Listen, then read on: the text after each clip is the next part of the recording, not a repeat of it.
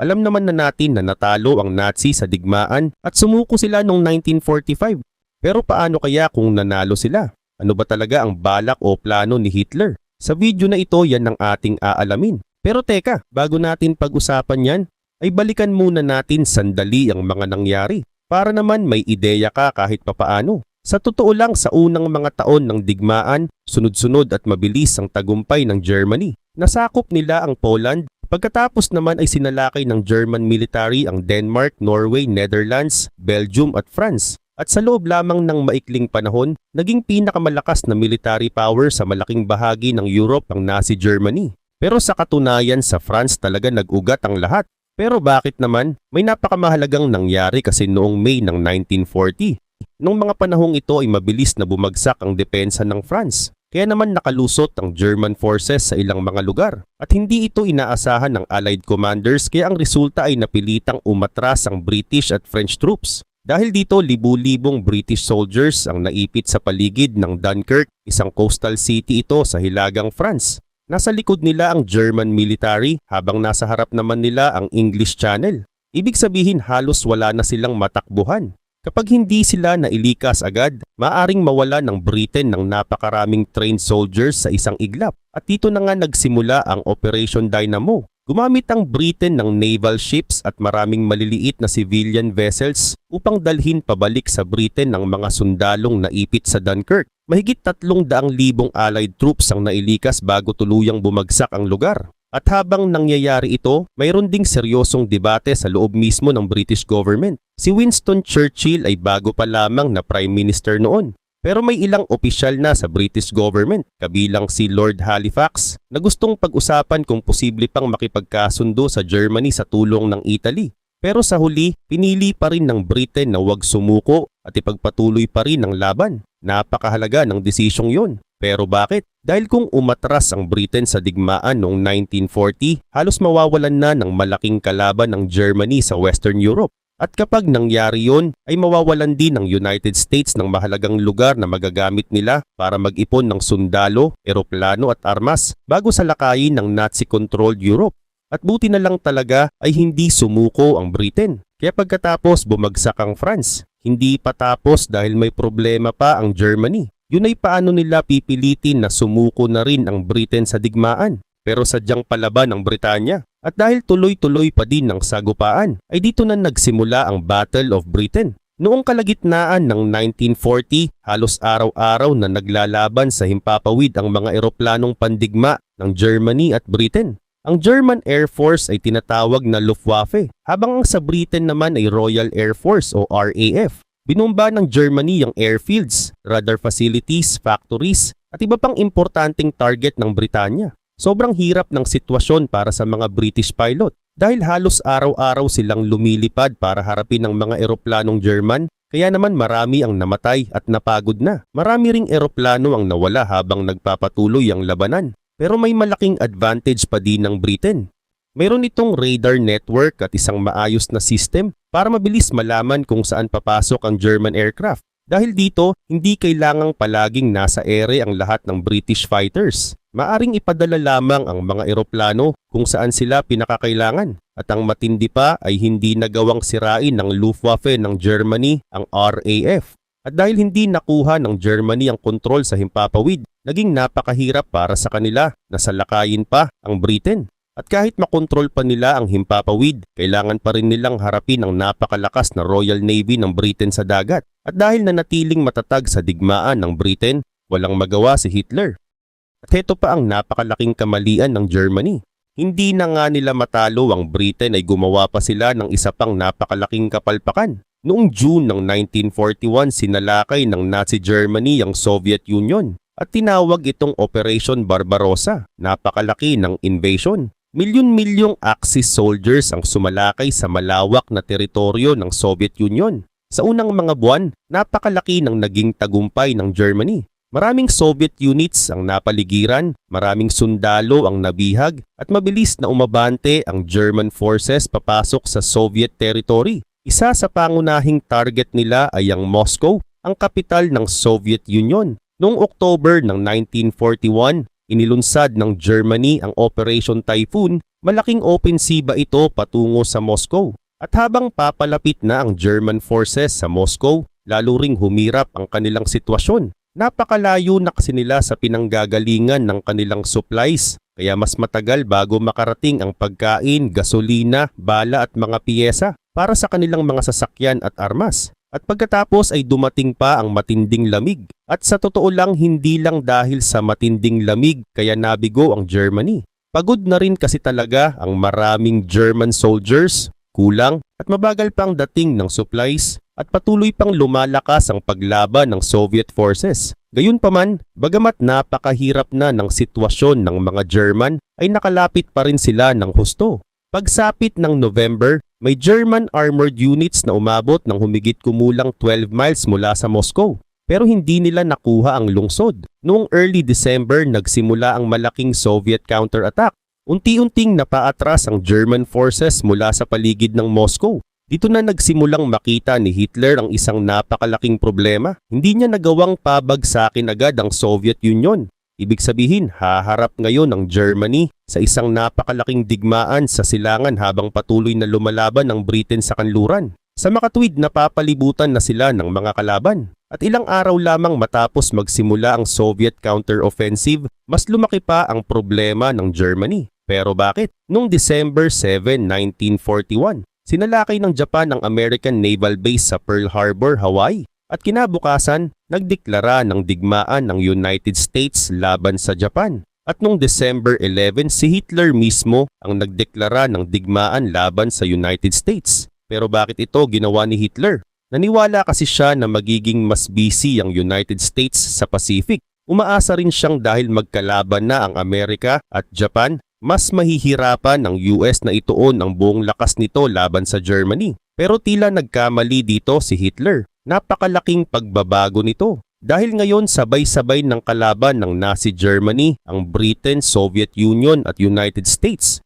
Tatlong bansa ito na may napakalaking population, industriya, resources at kakayahang gumawa ng armas. At dito na natalo ang Germany. Pero paano kung naging kabaliktaran ang nangyari? Paano kung sumuko ang Britain at mabilis na bumagsak ang Soviet Union at hindi nangialam ang Amerika? Ano ba talaga ang mangyayari? Kung sakaling nanalo si Hitler sa Europe, ano ba talaga ang plano niyang gawin pagkatapos? At ito na nga ang pinaka-topic natin sa video na ito. Kung sakaling natalo ang Soviet Union at nakuha ng Nazi Germany ang malaking bahagi ng Eastern Europe, hindi doon magtatapos ang plano ni Hitler. Ang pananakop niya ay simula pa lamang ng mas malaking pagbabago na gusto ng Nazi leadership. At heto ang mga plano niya. Sentro ng planong niya ang tinatawag na Lebensraum o living space. Para kay Hitler, kailangan daw ng Germany ng mas malawak na lupain para sa pagkain, resources at bagong tirahan ng mga German. Ang pangunahing direksyon ng expansion nila ay silangan. Kasama rito ang Poland, Ukraine, Belarus, Baltic States at malaking bahagi ng Western Soviet Union. Pero hindi lang simpleng pagpapalit lamang ng government ang plano ng Nazi Germany sa mga lugar na ito. Gusto nilang baguhin mismo kung sino ang maninirahan sa lupain. At dito binuo ng Nazi planners ang tinatawag na General Plan Ost. Isang serye ito ng mga plano para gawing German-controlled territory ang malaking bahagi ng Eastern Europe. Sa planong ito, milyon-milyong tao ang balak patayin, palayasin sa kanilang mga tahanan, piliting magtrabaho o ilipat sa malalayong lugar. Dahil ayon sa Nazi ideology o paniniwala ng Nazis, mas mataas daw ang lahing German kaysa sa ibang lahi at may mga grupong hindi nila gustong maging bahagi ng kanilang bagong German Empire. Napakatindi ng paniniwalang ito at sa totoo lang ay ang partikular na target nila ang mga Hudyo. At noon pa man ay sistematiko ng pinapatay ng Nazi regime ang mga Hudyo sa Holocaust. At target din nila ang malaking bahagi ng Slavic population, kabilang ang maraming Poles, Ukrainians, Belarusians at Russians. Pero lahat ba ng mga tao ay gaganituhin nila? Sa katunayan ay hindi. May mga tao namang pipiliin ng Nazis para sa tinatawag nilang Germanization. Ibig sabihin, kung tingin ng Nazi racial officials na mayroon silang katangiang pasok sa kanilang racist standards, maari silang piliting iwan ang dati nilang identity at gawin silang bagong bahagi ng German population. At ang mga lupang mawawalan ng dating mga residente ay balak tirhan ng mga German settlers. Ibig sabihin aalisin ng maraming lokal na tao sa kanilang sariling lupain at papalitan sila ng mga pamilyang German para unti-unting gawing bahagi ng Germany ang mga nasakop na lugar. Kaya ang digmaan laban sa Soviet Union ay hindi lamang military campaign para talunin ng isang kalabang bansa. Bahagi rin ito ng isang planong baguhin ng buong population ng Eastern Europe. Kasabay nito, gusto rin ng Nazi leadership na kontrolin ang pagkain mula sa nasakop na Soviet territories. Napakahalaga ng Ukraine at iba pang bahagi ng Soviet Union dahil malalaki ang agricultural areas doon. Bago pa man magsimula ang invasion noong 1941, pinag-aralan na ng German officials kung paano gagamitin ang pagkain mula sa silangan para suportahan ng German military at population. Isa sa mga opisyal na kasali rito si Herbert Backe, isang mataas na opisyal sa agricultural policy ng Nazi Germany. Ang pangunahing problema para sa Nazi planners ay simple. Kung kukunin ng Germany ang malaking bahagi ng pagkain mula sa Soviet territories, ano ang mangyayari sa milyon-milyong taong umaasa rin sa pagkain yun? Alam ng mga planners ang sagot. Inaasahan nilang napakaraming tao ang mamamatay sa gutom o mapipilitang umalis. Base sa mga Nazi planning documents na nakita bago ang invasion, malinaw na pinag-uusapan ang posibilidad na lagpas 10 milyong tao ang mawalan ng pagkain o mapaalis sa kanilang tirahan. Hindi lamang ito naging plano sa papel. Sa aktwal na German okupasyon, ginamit na nila ang gutom bilang bahagi ng brutal na sistema ng pananakop. Milyon-milyong Soviet prisoners of war at civilians ang namatay dahil sa kombinasyon ng intentional deprivation, forced labor, executions, sakit at matinding kondisyon. Kaya kung tuluyang nanalo ang Germany sa silangan, mas malaki pa sana ang naging pagkakataon na maituloy ang mga planong ito. At ang pagbabago ay hindi lamang tungkol sa population. May plano ring gumawa ng bagong German settlements, roads at transportation networks sa mga nasakop na lugar upang mas madaling makontrol ang malaking teritoryo. At heto pa, ang ilang lugar pa ay gusto ring direktang baguhin ang identity. Isa sa mga halimbawa ang Crimea sa Black Sea. Tiningnan ito ng Nazi leadership bilang lugar na maaring gawing German settlement area kung tuluyang mananalo sila laban sa Soviet Union. Habang pinaplano ang pagbabago sa silangan, naghahanda rin sina Hitler at Albert Speer ng isang napakalaking proyekto sa loob mismo ng Germany. Si Speer ang isa sa pangunahing architects ni Hitler. Ang kanilang plano ay baguhin ng husto ang Berlin upang maging simbolo ng bagong Nazi Empire. Kilala ang proyekto sa pangalang Germania. Hindi ito simpleng renovation ng isang city. Gusto ni Hitler ng napakalalaking government buildings, malalawak na avenues at monuments na magpapakita ng kapangyarihan ng Germany. Isa sa pinakamalaking planong gusali ang Volkshalle, isang napakalaking domed hall na maaring pagtipunan ng humigit kumulang 180,000 katao. May plano rin para sa isang napakalaking triumphal arch at isang mahabang ceremonial avenue. Marami sa mga planong ito ang hindi natuloy dahil natalo ang Germany sa digmaan. Pero bago pa man matapos ang Third Reich, nagsimula na ang ilang paghahanda para baguhin ang Berlin. Kaya may mga residente nang naapektuhan at may mga lugar nang inihanda para sa malalaking proyekto ni Hitler. May mga tahanang pinaalisa ng mga residente, kabilang ang mga Jewish families, habang inihahanda ang mga lugar para sa redevelopment.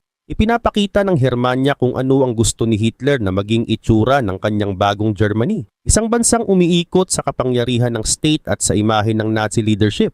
Pero hindi lamang lupa, buildings at population ang gustong kontrolin ng Nazi regime. Gusto rin nitong kontrolin kung paano mag-isip ang mga tao. Bago pa nagsimula ang digmaan, malawak na ang Nazification sa Germany. Ibig sabihin unti-unting ipinapasok ang Nazi ideology sa government, schools, youth organizations, media, culture at maraming bahagi ng ordinaryong buhay. Dito rin naging komplikado ang relasyon ng Nazi government sa Christianity. Noong panahon ni Hitler, karamihan ng Germans ay kabilang pa rin sa Protestant o Catholic churches. Kaya hindi kayang basta alisin ng Nazi government ang Christianity nang walang malaking political at social problem. Sa halip sinubukan ng ilang Nazi groups na gawing mas tugma ang Christianity sa kanilang ideology. May kilusang tinatawag na German Christians na sumuporta kay Hitler at gustong baguhin ng Protestant churches ayon sa Nazi ideas. Sinubukan ng ilang taga-suporta nito na alisin o bawasan ang mga bahagi ng Christianity na konektado sa Judaism at ipakita si Jesus sa paraang tugma sa kanilang racist beliefs.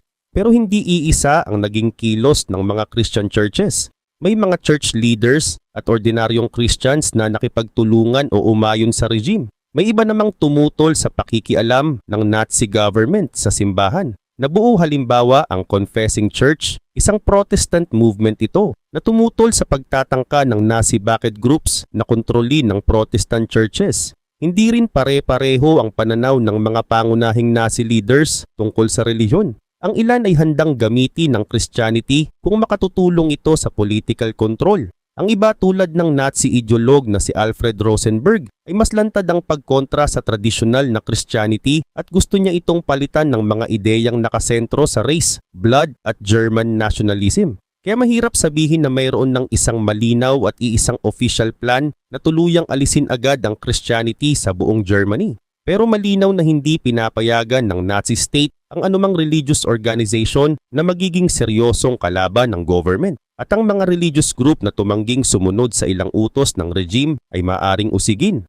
At ang halimbawa nito ay ang matinding pag-usig sa Jehovah's Witnesses dahil tumanggi silang sumumpa ng loyalty kay Hitler, magbigay ng Nazi salute at magsilbi sa German military. May Catholic at Protestant clergy ring inaresto o ipinadala sa concentration camps dahil sa iba't ibang uri ng opposition. Sa kabilang banda, marami ring religious leaders ang nakibagay sa bagong political system at may ilan na hayagang sumuporta kay Hitler. Iyan ang mas malaking larawan ng mundong gustong buuin ng Nazi regime kung nagtagumpay ito. Hindi lamang mas malaking Germany ang pinag-uusapan. Ang layunin ay isang malawak na empire kung saan kontrolado ng Nazi state ang lupa, population, paggawa, pagkain, education, culture at political life. At habang mas lumalaki ang empire, mas maraming tao rin ang kailangang bantayan, kontrolin at supilin. Dito lumilitaw ang susunod na malaking tanong. Kahit nagawa ni Hitler na talunin ng kanyang mga pangunahing kalaban sa Europe, kaya ba talagang manatiling buo ang ganitong kalaking empire?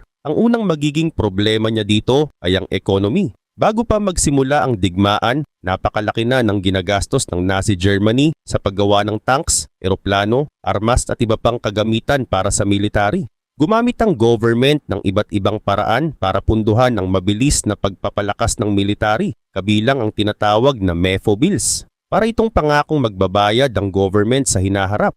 Malaking problema rin ng Germany ang kakulangan sa foreign currency at ilang importanteng raw materials na kailangan ng industriya. Sinubukan ng Nazi government na bawasan ang pagdepende sa ibang bansa sa pamamagitan ng 4-year plan, pero hindi naging lubos na self-sufficient ang Germany. Nang magsimula ang pananakop, nakakuha ang Nazi Germany ng malaking resources mula sa mga nasakop na bansa. Kinuha nila ang pagkain, kagamitan, pera at raw materials. Gumamit din sila ng milyon-milyong forced laborers mula sa iba't ibang bahagi ng Europe. Kaya kung nanalo ang Germany, malaking bahagi ng economy ng Nazi Empire ang patuloy na aasa sa kontrol at pagsasamantala sa mga nasakop na lugar. Pero habang lumalaki ang teritoryong hawak ng Germany, lumalaki rin ang problemang kailangan nitong bantayan. Hindi kasi nangangahulugan na kapag natalo ang military ng isang bansa ay titigil na rin ang lahat ng paglaban. Sa maraming nasakop na lugar sa Europe, nabuo ang mga resistance group na lihim na lumalaban sa Germany. Nagkaroon nito sa France, Poland, Yugoslavia, Soviet territories at iba pang lugar. Sa Yugoslavia naging napakalakas ng partisan resistance kaya kinailangang maglaan ng malaking bilang ng Axis troops para labanan ng mga rebelde at bantayan ng teritoryo. Gumamit ang German forces ng napakalupit na paraan para pigilan ng resistance. May mga pagkakataong civilians ang pinapatay bilang ganti nila sa pag-atake sa kanila. Pero hindi nito tuluyang napigilan ang paglaban. Sa halip ang karahasan ng occupation ay nakatulong din para mas maraming tao ang magkaroon ng dahilan na labanan ng Nazi rule. Kung naipatupad pa ng mas malawak ang mga plano para sa sapilitang pagpapaalis, forced labor at mass killing sa Eastern Europe, malamang na mas marami ring lugar ang kailangang bantayan ng German military. Ibig sabihin, kahit nanalo si Hitler sa malalaking battle, kailangan pa rin niyang gumamit ng napakaraming sundalo para mapanatili ang kontrol sa napakalawak na teritoryo. May problema rin sa loob mismo ng Nazi leadership. Nakadepende ng husto ang sistema kay Hitler. Maraming mataas na opisyal ang may sariling kapangyarihan at organisasyon. Madalas ding nagkakaroon ng kompetisyon sa pagitan ng iba't ibang bahagi ng Nazi government. Habang buhay si Hitler, siya ang pinakamataas na autoridad na kayang magdesisyon sa pagitan ng mga grupong ito. Pero may malaking tanong kung ano ang mangyayari kapag namatay si Hitler. Noong 1941, pinangalanan ni Hitler si Göring bilang magiging successor niya kung may mangyari sa kanya. Pero pagsapit ng 1945, habang bumabagsak na ang Third Reich, tinanggal ni Hitler si Göring sa kanyang mga posisyon matapos isipin ni Hitler na sinusubukan nitong agawin ng kapangyarihan. Si Himmler naman ay nawala rin ng tiwala ni Hitler matapos nitong subukang makipag-usap sa Western Allies nang hindi alam ni Hitler. Ipinakita nito kung gaano kahirap malaman kung sino talaga ang makakakuha ng kapangyarihan pagkatapos ni Hitler. At kahit nanalo ang Axis powers, hindi rin ibig sabihin na magiging tahimik at permanente ang alliance ng Germany at Japan. Magkaalyado sila laban sa mga common enemy pero magkalayo ang kanilang pangunahing military campaigns at may sarili silang mga interes. Germany ang nakatuon sa Europe at Soviet Union habang Japan naman ang lumalaban sa China, Southeast Asia at Pacific. May malalaking pagkakaiba rin sa kanilang political goals at racial ideas. Kaya walang sapat na basehan para sabihing siguradong magiging permanenteng magkaibigan ang dalawang empire kung pareho silang nanalo. Posibleng magkaroon ng kompetisyon at bagong tensyon habang hinahati nila ang impluwensya sa Asia at iba pang lugar. Pero mayroon pang mas malaking problema para sa anumang Nazi-controlled Europe ang United States. Kahit sakaling makontrol ni Hitler ang malaking bahagi ng Europe, napakahirap salakayin at sakupin ng mainland United States. Nasa kabilang panig ito ng Atlantic Ocean at noong World War II, wala ang Germany ng Navy, transport ships at logistical system na kailangan para magdala at mag-supply ng napakalaking invasion force papunta sa Amerika. Samantala, napakalaki ng industrial power ng United States. Noong digmaan, gumawa ang Amerika ng napakaraming eroplano, tanks, ships, trucks, armas at iba pang equipment. Hindi lamang para sa sarili nitong military, kundi pati para sa mga allies. Ligtas din ang karamihan ng American factories mula sa direktang pag-atake dahil napakalayo ng mainland United States mula sa pangunahing battlefield sa Europe. Alam ng Germany na malaking problema ang distansya. Kaya pinag-aralan ng German engineers ang paggawa ng long-range bombers na posibleng makarating sa North America. Tinatawag ang iba't ibang proposal na ito na America Bomber Project. Pero walang ganitong German aircraft ang naging operational weapon na kayang regular na bombahin ang United States mula Europe.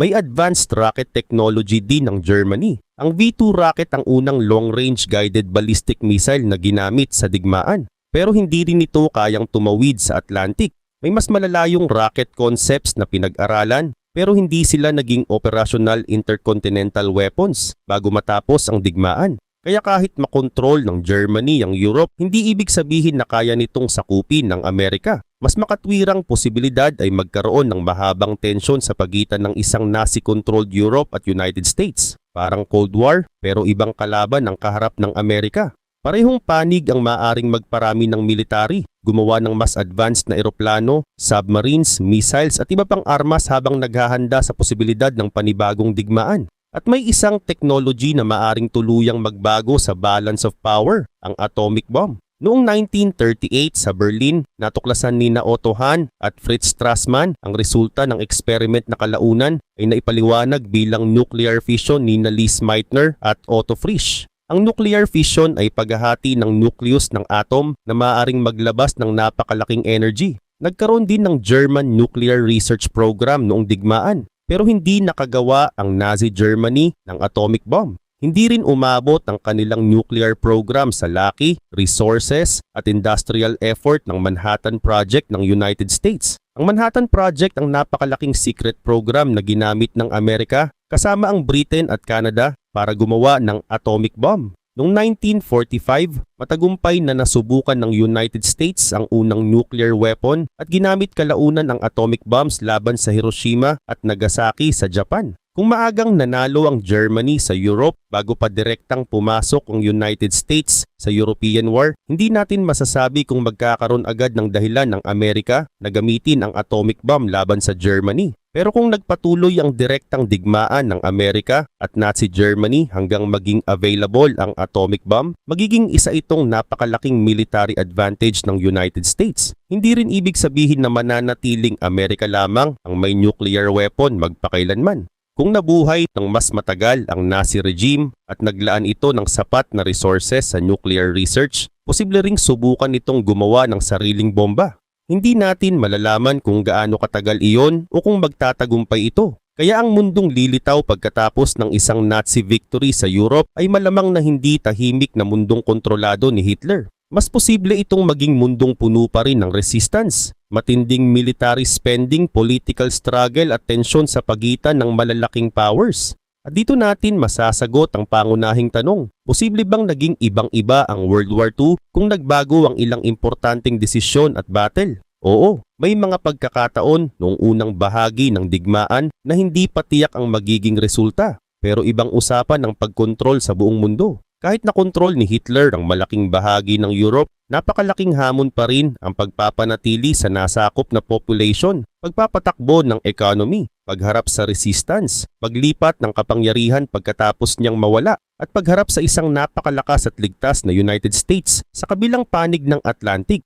Hindi rin natin masasabi kung kailan o paano babagsak ang isang matagumpay na Nazi Empire. Maaring tumagal ito ng maraming taon. At bawat taong magpapatuloy ang sistemang iyon ay maaaring mangahulugan ng milyon-milyong karagdagang biktima ng persecution, forced labor, deportation at mass killing. Kaya ang pinakamahalagang bahagi ng tanong na paano kung nanalo si Hitler ay hindi kung anong kulay ang magiging mapa ng mundo. Ang mas mahalagang tanong ay kung gaano karaming buhay ang mababago o mawawala kung nabigyan ang Nazi regime ng mas maraming panahon para ipatupad ang mga plano nito. Natalo ang Nazi Germany noong 1945 at dahil doon natigil ang isang empire na hindi lamang gustong manakop ng lupa, kundi gustong baguhin ang buong population ng Europe ayon sa isang racist at brutal na ideology.